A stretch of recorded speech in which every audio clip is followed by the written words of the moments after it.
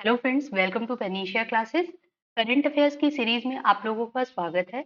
इसमें हम लोग करंट अफेयर्स जो है साल भर का करंट अफेयर्स पढ़ेंगे। स्पीडी करंट अफेयर्स से पढ़ेंगे। 1 सितंबर 2023 से लेकर के 1 अगस्त 2024 तक के सारे जितने न्यूज़ हैं, जो इम्पोर्टेंट न्यूज़ हैं, वो पूरा इसमें कवर कराया जाएगा। ये वार्षिकांक है।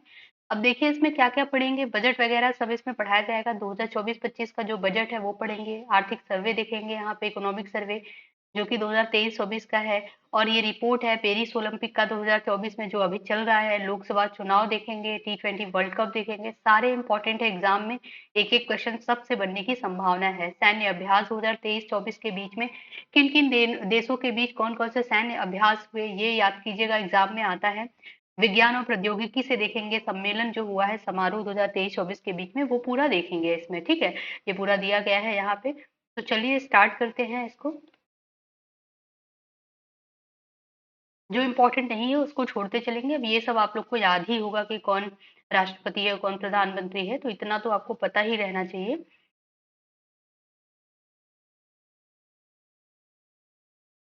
तो देखिए स्टार्ट करते हैं रक्षा उपकरण से। तो रक्षा उपकरण इसलिए यहाँ पे देखिए ये इंपॉर्टेंट हो जाता है कि इस देश में ये विकसित किया गया है। जैसे हेलिना जो है, ये भारत में विकसित किया गया है। तो हेलिना के बारे में याद कीजिएगा, ये भारत में विकसित किया गया है। क्या है ये? तो ये टैंक रोधी मिसाइल है हेलिना आपका। ठीक है, तो इसको याद कीजिएगा। चिनूक क्या है? अमेरिका कंपनी यहाँ पे बोइंग के द्वारा ये हेलीकॉप्टर है। ठीक है, किस देश में विकसित किया गया ये हेलीकॉप्टर? तो अमेरिका में विकसित किया गया है। कंपनी जो है वो बोइंग है। तो चिनूक हेलीकॉप्टर है। बराक 8 क्या है? ये डीआरडीओ व इजराइल, ये सरफेस टू एयर मिसाइल है। ठीक है, तो बराक 8 जो है ये सरफेस टू एयर मिसाइल है। आईएनएस वेला क्या है? फ्रांस में विकसित किया गया है। स्कॉर्पियन श्रेणी की पनडुब्बी है ये। राफेल फ्रांस में विकसित किया गया लड़ाकू विमान है। S-400 क्या है? ये रूस में विकसित किया गया है एयर डिफेंस सिस्टम है ये। पिनाक क्या है? भारत का पहला स्वदेशी रॉकेट है। बहुत इंपॉर्टेंट है, इसको डबल स्टार कर लीजिएगा। पिनाक, पिनाक क्या है? भारत का पहला स्वदेशी, मतलब भारत के द्वारा ये किया गया है विकसित पहला स्वदेशी ये रॉकेट है। ठीक है। आईएनएस कलवरी क्या है? ये स्वदेश निर्मित स्कॉर्पियन श्रेणी की पनडुब्बी है। तो आईएनएस कलवरी भी याद कीजिएगा, भारत में विकसित की गई ये स्कॉर्पियन श्रेणी की पनडुब्बी है। अपाचे अमेरिका में इसको विकसित किया गया ये लड़ाकू हेलीकॉप्टर है। तो ये इंपॉर्टेंट है, इससे एग्जाम में क्वेश्चन आता है। थोड़ा जूम कर देती हूँ, भूल गई थी। आप लोगों को अच्छे से दिखेगा क्योंकि हाँ, अभी आप लोग को आई होप दिख रहा होगा क्लियरली कि हेलिना क्या है। ये मिसाइल चीनूक हेलीकॉप्टर है। Barak eight surface to air missile. INS Vela scorpion पनडुब्बी। राफेल लड़ाकू विमान। S-400 रूस के द्वारा विकसित किया गया है एयर डिफेंस सिस्टम है। पिनाक रॉकेट है। आईएनएस कलवरी स्कॉर्पियन श्रेणी की पनडुब्बी है। अपाचे जो है वो लड़ाकू हेलीकॉप्टर है। ये इंपॉर्टेंट है, जो इंपॉर्टेंट रहेगा वही वही पढ़ा जाएगा, क्योंकि ये जो है आपका 144 पेज तक है लगभग इसमें। तो इसमें हम लोग कोशिश करते हैं 1 से 2 क्लास में इसको खत्म कर दें, तो आप लोग को इजी रहेगा रिवाइज करने में। अंतर्राष्ट्रीय संस्थान और संगठन के जो प्रमुख है यहाँ पे, तो संयुक्त राष्ट्र संघ के प्रमुख हैं एंटोनियो गुटरेस, या गुटरेस बोलते हैं, पुर्तगाल के हैं। तो ये इंपॉर्टेंट है, संयुक्त राष्ट्र संघ के प्रमुख कौन है? तो एंटोनियो गुटरेस यहाँ पे हैं। इनका नाम याद कीजिएगा। संयुक्त राष्ट्र संघ के विशिष्ट अभिकरण जो है 14वें अध्यक्ष विश्व बैंक के कौन बने? तो वो बने अजय बंगा, भारतीय अमेरिकी, यानी भारतीय मूल के हैं ये अमेरिकी। तो 14वें विश्व बैंक के ये अध्यक्ष बने हैं। ये नाम याद रखिएगा। अध्यक्ष गुटनिरपेक्ष आंदोलन के जो नैम यहाँ पे इसके जो है अध्यक्ष कौन है? तो ये इल्हाम अली, ये इसके अध्यक्ष हैं। अंतर्राष्ट्रीय मुद्रा कोष यानी आईएमएफ के प्रबंध निदेशक कौन है? तो ये क्रिस्टिना जॉर्जिएवा बुल्गारिया की हैं। ये इसके क्या हैं? निदेशक हैं। विश्व व्यापार संघ यानी कि वर्ल्ड ट्रेड ऑर्गेनाइजेशन के महानिदेशक कौन है? तो ये है नगुची ओकोंजो इवेला। ये नाम पूछता है इसलिए याद कर लीजिएगा। ठीक है। यूनेस्को के महानिदेशक कौन है? तो आद्रे ओजोले हैं, फ्रांस के हैं आद्रे ओजोले। ठीक है। खाद्य एवं कृषि संगठन यानी फूड एंड एग्रीकल्चर ऑर्गेनाइजेशन के हेड कौन है? महानिदेशक यू डोंगयू हैं, ये चीन के हैं। आईएलओ के कौन हेड हैं? ये बहुत इंपॉर्टेंट है, याद कीजिएगा। महानिदेशक आईएलओ के कौन है? इंटरनेशनल लेबर ऑर्गेनाइजेशन, अंतरराष्ट्रीय श्रम संगठन। गिलबर्ट होंगाबो हैं, टोगो के हैं ये, गिलबर्ट होंगाबो। तो ये इनका नाम याद कीजिएगा। यूनिसेफ के प्रमुख हैं कैथरीन रसेल, अमेरिका के हैं कैथरीन रसेल। विश्व स्वास्थ्य संगठन डब्ल्यूएचओ के हेड कौन है? तो महानिदेशक ये हैं टेड्रोम अधानोम है। ठीक है, तो ये इसके प्रमुख हैं डब्ल्यूएचओ के। और यहाँ पे देख लीजिए United Nation development program UNDP के हेड कौन है? तो अचीव स्टेनर हैं। ठीक है, ब्राजील के। कुछ कुछ बहुत इंपॉर्टेंट है, जैसे सार्क भी याद कर लीजिएगा। सार्क या दक्षेस के महासचिव कौन है? तो इसाला रुवन विराकुल श्रीलंका के हैं, ये इसके महानिदेशक हैं। तो यहाँ पे आपको याद किसका किसका करना है, आपको यहाँ पे संयुक्त राष्ट्र संघ का याद कर लीजिएगा, एंटोनियो गुटरेस याद कीजिएगा, ठीक है। और यहाँ पे नैम का याद कर लीजिएगा, इल्हाम अलीयेव हैं। अंतर्राष्ट्रीय मुद्रा कोष आईएमएफ का क्रिस्टीना जॉर्जियावा जॉर्जियोवा बुल्गारिया की हैं। डब्ल्यूटीओ के वर्ल्ड ट्रेड ऑर्गेनाइजेशन के नगोची ओकोंजो चीन के हैं ये, और इवेला के हैं, सॉरी। फिर उसके बाद यूनेस्को के आद्रे ओजेले याद कीजिएगा, एफएओ का याद कर लीजिएगा, डब्ल्यूटीओ का बहुत इंपॉर्टेंट है और आईएलओ का इंपॉर्टेंट है। इंटरनेशनल लेबर ऑर्गेनाइजेशन का गिलबर्ट हुंगबो है, इनका भी नाम याद कीजिएगा, ठीक है। नाटो के यहाँ पे North Atlantic Treaty Organization, NATO का फुल फॉर्म है, इसके महासचिव कौन है? तो ये मार्क रूट हैं। मार्क रूटे ये कहाँ के हैं? तो ये नीदरलैंड के हैं, इनका नाम याद कीजिएगा, बहुत इंपॉर्टेंट है, ठीक है। एशियन डेवलपमेंट बैंक के हेड कौन है? तो ये जापान के हैं, मात्सुगु आसाकावा है यहाँ पे, मात्सुगु आसाकावा, इनका नाम याद कीजिएगा। एशियाई विश्व बैंक के ये अध्यक्ष हैं। नेक्स्ट यहाँ पे देख लेते हैं new development bank. New development bank के हेड जो हैं वो हैं डिल्मा रूसेफ। अब देखिए इसमें इनके अध्यक्ष नहीं याद हो रहा तो मत याद कीजिएगा, लेकिन एक चीज बहुत इंपॉर्टेंट है, न्यू डेवलपमेंट बैंक का हेडक्वार्टर कहाँ पे है ये जरूर याद कर लीजिएगा, ठीक है। संघाई में है इसका हेडक्वार्टर या बीजिंग में है, इसको एक बार करेक्ट कर लीजिएगा। क्यों? क्योंकि हेडक्वार्टर पूछता है, ठीक है। एशियन डेवलपमेंट बैंक का हेडक्वार्टर कहाँ पे है, नाटो कहाँ पे है, नाटो का हेडक्वार्टर कहाँ पे, तो ये याद कर लीजिएगा, ये बहुत इंपॉर्टेंट है, ठीक है। अब यहाँ पे दिया भी होगा, अभी नीचे हम लोग देखते हैं। तो देखिए चर्चित जो महिलाएं हैं, राष्ट्रीय महिलाएं, इनका नाम देख लेते हैं। तो प्रीति रजक जो है ये भारतीय सेना की पहली महिला सूबेदार हुई हैं। रितु बाहरी ये उत्तराखंड हाई कोर्ट की पहली महिला यहाँ पे न्यायाधीश बनी है। नीना सिंह ये सीआईएसएफ की पहली महिला निदेशक बनी है। अक्षता कृष्णमूर्ति ये मंगल ग्रह पर रोवर संचालित करने वाली पहली भारतीय नागरिक बनी है, अक्षता कृष्णमूर्ति। अब यहाँ पे आते हैं कि गीतिका कौल ये सियाचिन में तैनात तैनात होने वाली, यहाँ पे तैनात हो जाएगा, तैनात होने वाली पहली महिला चिकित्सा अधिकारी बनी है गीतिका कौल। प्रतिमा मलिक ये उड़ीसा विधानसभा की पहली महिला अध्यक्ष बनी है। दीपिका मिश्रा वीरता पदक प्राप्त पहली भारतीय वायुसेना अधिकारी बनी है। गीता राडा लद्दाख में सेना की पहली महिला अफसर ये बनी है। और यहाँ पे देखिए लॉन्स नायक मंजू ये भारतीय सेना की पहली महिला स्काई डाइवर बनी है, ठीक है। आई होप आप लोग को क्लियर हो रहा होगा। पीटी उषा ये बहुत इंपॉर्टेंट है, पेरिस ओलंपिक इस टाइम चल रहा है, ठीक है। तो पहली महिला अध्यक्ष भारतीय ओलंपिक संघ की बनी है पीटी उषा, पहली भारतीय अध्यक्ष, महिला अध्यक्ष, पहली भारतीय महिला अध्यक्ष याद कीजिएगा, यहाँ पे पीटी उषा बनी है, ठीक है। माधवी पूरी बुच ये क्या है? ये सेबी की पहली महिला अध्यक्ष है माधवी पूरी बुच, इस टाइम भी ये सेबी के अध्यक्ष है। इसका फुल फॉर्म सेबी का याद कीजिएगा, security exchange board of India. Shivangi Singh ये भारत की पहली महिला फाइटर पायलट बनी है, तो शिवांगी सिंह का नाम भी याद कीजिएगा, इंपॉर्टेंट है। ज्योति शर्मा भारतीय सेना की पहली महिला जज बनी है। शिवांगी जोशी नौसेना की पहली महिला पायलट पायलट बनी है। इंदु मल्होत्रा ये बनी है सुप्रीम कोर्ट में जज बनने वाली पहली महिला वकील है ये, ठीक है। चर्चित अंतरराष्ट्रीय महिलाओं की बात करते हैं तो जॉर्जिया मेलोनी ये इटली की पहली महिला प्रधानमंत्री है। रेयाना बर्नाबी ये सऊदी अरब की पहली महिला अंतरिक्ष यात्री है। आयशा मलिक पाकिस्तान की पहली महिला मुख्य न्यायाधीश हैं। गीता गोपीनाथ आईएमएफ की पहली उप प्रबंध निदेशक बनी है, ठीक है। इंटरनेशनल मॉनेटरी फंड आईएमएफ का फुल फॉर्म होगा, ये भी याद कीजिएगा। मैग्रेना एंडरसन ये स्वीडन की पहली महिला प्रधानमंत्री बनी है, तो पहली महिला प्रधानमंत्री बनी है, इसलिए ये इंपॉर्टेंट हो जाता है, मैग्डलेना एंडरसन, ठीक है। और आप आइए यहाँ पे देखिए तो सामिया सुलू हसन ये भी बहुत इंपॉर्टेंट है। सामिया सुलू हसन तंजानिया की पहली महिला राष्ट्रपति हैं, तंजानिया की पहली महिला हैं सामिया सुलू हसन, ये भारत में भी आई थी, यात्रा किया था इन्होंने, तो उस समय न्यूज में ये चल रहा था। अब देखिए ये मोस्ट इंपॉर्टेंट है, आर ओ यारो में इससे एक क्वेश्चन पक्का ही है, आना ही आना, हर साल आता है, यूपी पीसीएस में भी आ जाता है, ठीक है। तो देश है और राजधानी आपको याद करना, राजदूत आप छोड़ दीजिए, तो राजधानी याद कीजिए देश। तो जो खास करके न्यूज में चल रहे हैं देश, उनके राजधानी तो आप एकदम याद ही कर लीजिए, जैसे आप तजाकिस्तान, उज्बेकिस्तान हुआ, यमन हुआ, ठीक है, इसराइल हुआ, ठीक, जो चल रहा है फिलिस्तीन का मामला, तो पूरा उधर का जो एरिया है, यूक्रेन हुआ, वो सटे जो बॉर्डर के एरिया है, उनके तो राजधानी आपको याद करना ही करना है। और भी राजधानियां जो पूछ लेता है एग्जाम में, तो वो ये सारा एक जगह यहाँ पे दे दिया गया है।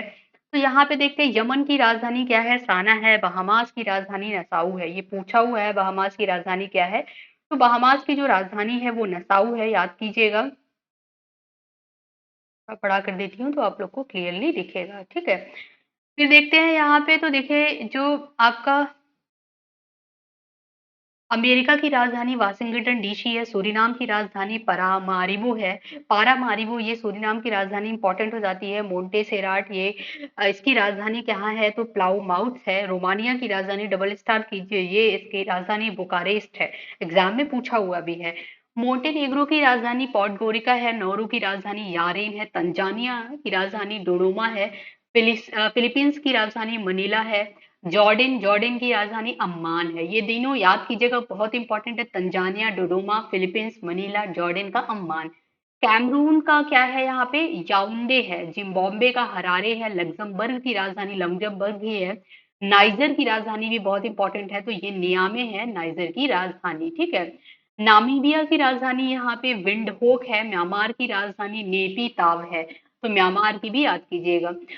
स्लोवेनिया की राजधानी, एक मिनट फ्रेंड्स, हाँ, स्लोवेनिया की राजधानी यहाँ पे ब्लजाना है। इराक की राजधानी बगदाद, इसको डबल स्टार कीजिए। इराक और ईरान की राजधानी याद कर दीजिएगा।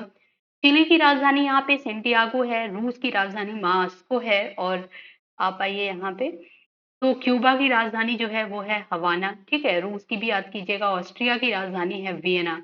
तुर्कमेनिस्तान की राजधानी अज़्गाबाद। अब तुर्कमेनिस्तान याद कीजिएगा, अज़्गाबाद है। अंगोला की राजधानी है लुआंडा। चेक गणराज्य की राजधानी है प्रागवे या पराग्वे बोलते हैं। यहाँ पे डेनमार्क की राजधानी है कोपेनहेगन। ग्रेनेडा डोमिनिका की राजधानी है सेंट जॉर्ज। फिनलैंड की राजधानी है हेलेंसिकी, तो हेलेंसिकी राजधानी फिनलैंड की है। उज्बेकिस्तान की राजधानी ताशकंद है। ये बहुत इंपॉर्टेंट है, बहुत बार एग्जाम में आया हुआ है। इवन 2019 या 21 के पेपर में आया हुआ है, 20 के पेपर में शायद आया हुआ है यूपी पीसीएस में। तो तुर्कमेनिस्तान अजगाबाद, उज्बेकिस्तान ताशकंद। बुरुंडी जो है, बुरुंडी उसकी राजधानी गिटेगा है। गिनी बिसाऊ की राजधानी बिसाऊ है। मोजाम्बिक की राजधानी मापुतो है। और बेल्जियम की राजधानी यहाँ पे ब्रुसेल्स है। एंटीगुआ बारबुडा की राजधानी सेंट जॉन्स है। इथोपिया की राजधानी यहाँ पे असीस अबाबा है, तो ये भी अदीस अबाबा, ये भी इंपॉर्टेंट हो जाता है। इथोपिया की राजधानी अदीस अबाबा। तजाकिस्तान की राजधानी दुशांबे, इसको भी याद कीजिएगा। इटली की राजधानी है रोम। लोसोथो साम्राज्य की राजधानी है मासेरू। कास्टारिका की राजधानी है सैन जोस। तो जितने डबल स्टार सिंगल स्टार किए गए हैं, उसको आप लोग याद कीजिएगा, उसको मत छोड़िएगा, क्योंकि एग्जाम में आया हुआ है। अब देखिए, चर्चित जो अंतर्राष्ट्रीय महिलाएं, ये पूरा हम लोगों ने पढ़ लिया, राजधानी देख लिया। यहाँ पे विश्व की प्रमुख जो कंपनियां हैं उनके सीईओ हैं, जैसे एप्पल के जो सीईओ हैं वो है टिम कुक। माइक्रोसॉफ्ट के सीईओ सत्य नडेला हैं, ये भी याद कीजिएगा, पूछ लेता है एग्जाम में, ठीक है। और यहाँ पे टीसीएस के हैं, इतना नहीं इंपॉर्टेंट है। संसद टीवी के जो है वो है रंजित पुन्हानी, ठीक है। भारत का जो 75वां यानी 75वां गणतंत्र दिवस समारोह 2024 में हुआ था, उसके जो है आपको मुख्य अतिथि कौन थे। देखिए, अक्टूबर में पेपर होना है, तो 26 जनवरी तो आएगा नहीं, उसके बाद ही आएगा। दिसंबर में आपका क्या होगा, आरओ यारो का पेपर होगा, उसमें भी उसके बाद ही 26 जनवरी आएगा। तो 26 जनवरी से पेपर में क्वेश्चन पूछ लेता है। तो देख लेते हैं गणतंत्र दिवस समारोह का। तो यहाँ पे जो अतिथि आए थे, ये खास करके पूछ लेता है मुख्य अतिथि कौन थे गणतंत्र दिवस पे। तो जो मुख्य अतिथि थे उनका नाम था इमैनुअल मैक्रोन, जो कि फ्रांस के राष्ट्रपति हैं, इमैनुअल मैक्रोन। ये राज्य केंद्र शासित प्रदेश। अब सर्वश्रेष्ठ झांकी का पुरस्कार किसको मिला, पहला स्थान किस राज्य या स्टेट या यूनियन टेरिटरीज को मिला, उड़ीसा को मिला। इसका जो सब्जेक्ट था इनकी झांकी का, वो था विकसित भारत में महिला सशक्तिकरण। तो विकसित भारत में महिला सशक्तिकरण इनका सब्जेक्ट था, इनका विषय था, इस पे इनको पहला स्थान मिला। विभाग और मंत्रालय की श्रेणी में सर्वश्रेष्ठ झांकी जो है वो संस्कृति मंत्रालय, विषय क्या था, भारत लोकतंत्र की जननी। तो अगर संस्कृति क्षेत्र में देखें तो ये विषय था भारत लोकतंत्र की जननी, को मिला था प्रधानमंत्री को प्राप्त सर्वोच्च पुरस्कार। प्रधानमंत्री मोदी जी को जो 2023 से 24 के बीच में जितने सर्वोच्च पुरस्कार मिले हैं वो भी एग्जाम में पूछ लेता है। Ebakl award of the republican of Palau, ये पलाऊ गणराज्य से प्रधानमंत्री जी को मिला। Companion of the order of Fiji, Fiji का ये सर्वोच्च सम्मान है जो इनको मिला। Companion of the order of Logohu 2023 का पपुआ न्यू गिनी से इनको मिला। ऑर्डर ऑफ नाइल 2023 का मिस्र से मिला इनको। और order of grand cross of the legion of honour, France का ये सर्वोच्च पुरस्कार है जो कि प्रधानमंत्री जी को मिला। Grand cross of the order of honour Greece का है। ऑर्डर ऑफ ड्यूक ग्याल्पो है, सॉरी, ग्याल्पो लिख लीजिए, इसको याद कीजिएगा। ये भूटान का सर्वोच्च सम्मान है। Order of Saint Andrews the apostle, ये रूस का सम्मान है। इनको मिला, किसको मिला, प्रधानमंत्री जी को मिला। अब यहाँ पे ऑक्सफोर्ड के द्वारा 2024 में 2023 का है वर्ड ऑफ द ईयर, ये पूछ लेता है एग्जाम में। तो यहाँ पे ऑक्सफोर्ड का जो डिक्शनरी है यहाँ पे दिया गया है, तो ये डिक्शनरियों द्वारा चयनित जो वर्ड है, एक साल का जो रिज मिला, ठीक है। कैम्ब्रिज के द्वारा यहाँ पे हेलुसिनेट को मिला और कॉलिंस ने एआई को दिया था। तो ये भी याद रखिएगा, इंपॉर्टेंट हो जाता है। अब जो तूफान और चक्रवात आए हैं ये भी देख लेते हैं, इसके पहले कुछ इंपॉर्टेंट देख लेते हैं। इसरो का जो 2022 से 24 के प्रमुख मिशन। अब ऐसा मत सोचिएगा कि बस जो 2 दिन पहले ही मिशन हुआ है उसी के बारे में पूछता है, साल भर 2 साल 3 साल पुराना भी मिशन ये लोग पूछ लेते हैं, खास करके इसरो के, ठीक है। तो देखिए, मिशन उपग्रह है, प्रक्षेपण तिथि है, प्रक्षेपण यान या रॉकेट है। तो GSAT-20 ये अगस्त 2024 में, अब ये तब ही नया है तो याद कीजिएगा, अगस्त 2024 में इसको प्रक्षेपण तिथि इसकी कब थी, अगस्त में थी। और यहाँ पे फॉल्कन 9 स्पेसएक्स के द्वारा इसको छोड़ा गया। इनसैट 3DS ये 17 फरवरी 2024 को छोड़ा गया। GSLV F-14 के द्वारा। एस्पोसैट मिशन ये 1 जनवरी 2024 को हुआ। PSLV C-58 के द्वारा। गगनयान TVD-1 ये बहुत इंपॉर्टेंट है, गगनयान TVD-1, तो ये 21 अक्टूबर 2023 को इसको किया गया, उड़ान किया गया प्रक्षेपण का। आदित्य एल1 मिशन ये किसके लिए है, तो आदित्य एल1 मिशन तो ये सूर्य के लिए एल1 मिशन है, इसरो का मिशन है। 2 सितंबर 2023 को इसको छोड़ा गया। PSLV C-57 जो प्रक्षेपण यान था उसके द्वारा इसको छोड़ा गया। DSR मिशन ये 21 जुलाई 2023 का। चंद्रयान 3 डेट पूछ लेता है, चंद्रयान 2, चंद्रयान 3, चंद्रयान 1 का। तो आप याद रखिएगा 14 जुलाई 2023 को ये किया गया, ठीक है। चंद्रयान 2 का भी याद कीजिएगा, 1 का भी याद कीजिएगा। NVS-01 29 मई 2023 इसको छोड़ा गया यहाँ पे। तो इतना जो इम्पोर्टेंट था उसको याद कर लीजिएगा। इसरो का आगामी जो मिशन है ये बहुत इंपॉर्टेंट हो जाता है। तो गगनयान जो पहला था वो हम लोगों ने यहाँ पे देखा, 2023 में गगनयान पहला, सॉरी, 2023 में छोड़ा गया, अक्टूबर 2023 में। गगनयान का जो दूसरा आएगा वो 2024 में छोड़ा गया। भारत का पहला मानव रहित अंतरिक्ष कार्यक्रम है गगनयान, ठीक है। शुक्रयान 1 ये 2024 में की तिथि है, आगामी ये मिशन है। शुक्र के वायुमंडल का अध्ययन करने के लिए शुक्रयान 1 जाएगा 2024 में। मंगलयान 2 ये 2024 में मंगल हेतु भारत का दूसरा यहाँ पे इंटर प्लेनेटरी मिशन है ये। और निसार जो है ये बहुत इंपॉर्टेंट हो जाता है, पृथ्वी की निगरानी हेतु नासा और इसरो का संयुक्त मिशन है निसार। 2024 में ये आगामी ये सारे हैं, ठीक है। प्रोजेक्ट चीता या प्रोजेक्ट टाइगर ये बहुत इंपॉर्टेंट हो जाता है। प्रोजेक्ट चीता यहाँ पे देखते हैं। तो प्रोजेक्ट चीता जो है इसके तहत 17 सितंबर 2022 को नामीबिया के 8 अफ्रीकी चीतों को लाया गया था, जिसमें 5 जो थी वो फीमेल थी और 3 मेल थे। इनको मध्य प्रदेश के कूनो नेशनल पार्क में लाया गया। तो कूनो नेशनल पार्क आपसे पूछेगा कहाँ पे स्थित है, तो ये MP मध्य प्रदेश में स्थित है। इन चीता को कहाँ पे लाके रखा गया, कूनो नेशनल पार्क में रखा गया, जिसमें एक मादा चीता सांसा की मौत हो चुकी है, जिसे निगरानी हेतु 9 सदस्यीय एक कार्यबल को 2 वर्ष की अवधि के लिए गठित किया गया है, ठीक है। और 5 वर्षों में कुल 50 चीतों को भारत लाने की योजना की गई है यहाँ पे। बाघ, अब देखते हैं टाइगर, प्रोजेक्ट टाइगर 2022 के बारे में बात करते हैं। तो प्रोजेक्ट टाइगर कब लॉन्च हुआ था, तो 1973 में, 1973 में प्रोजेक्ट टाइगर लागू हुआ था, ठीक है। वाइल्ड लाइफ सेंचुरी एक्ट 72 में आता है। तो ये अभी देखते हैं पूरा। तो भारतीय वन्य जीव संस्थान 29 जुलाई को मनाया जाता है, यहाँ पे बाघ दिवस भी मनाया जाता है, तो ये भी याद रखिएगा। ये आपका 2023 को भारत में बाघों की कुल गणना कितनी है, तो कुल जनसंख्या यहाँ पे बाघों की कितनी है, 3682 है।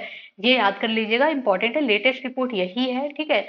इसके पूर्व जारी रिपोर्ट में बाघों की कुल संख्या कितनी थी, तो 3167 बताई गई थी। विश्व में 75% बाघ केवल भारत, सर्वाधिक मध्य प्रदेश में पाए जाते हैं। तो विश्व में जितने बाघ पाए जाते हैं उसमें से 75% बाघ कहाँ पे पाए जाते हैं, अगर मान लीजिए 100 बाघ हैं उसमें से 75 बाघ भारत में पाए जाते हैं, ठीक है, इंडिया में पाए जाते हैं।